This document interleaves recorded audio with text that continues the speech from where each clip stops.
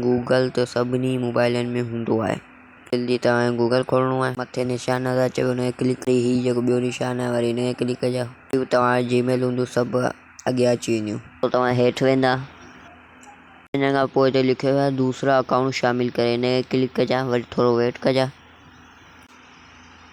हेठि लिखियो पिया अकाउंट बनाए, इनमें क्लिक कजां, वरी मेरे ज़ाती इस्तेमाल के लिए फर्स्ट नालो लास्ट नालो लिखणो आहे तव्हांखे।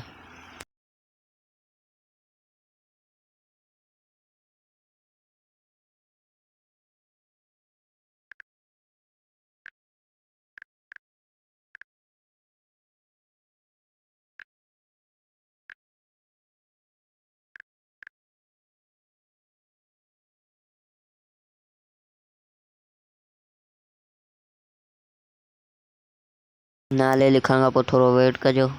तव्हांखे डेट लिखणी आहे, जो डेट 18 साल खां मथे हुजे, जे तव्हां आहियो पोइ बि मथे लिखिजो।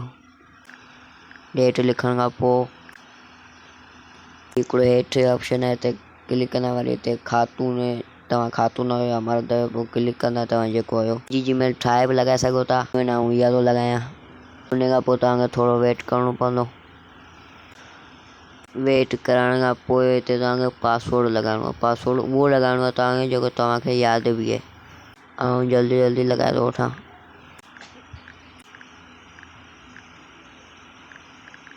पासवर्ड लॻाइण खां पोइ थोरो वेट करियो।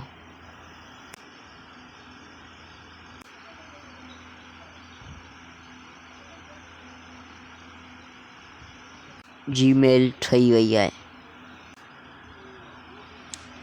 वरी हेठि क्लिक करिणो आहे,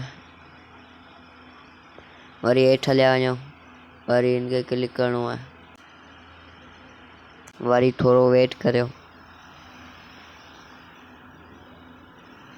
हिन वीडियो में मूं तव्हांखे ॿुधायो आहे जीमेल कीअं ठहंदी। मथी वीडियो में तव्हांखे ॿुधाईंदा टिकटॉक जी ID कीअं ठहंदी।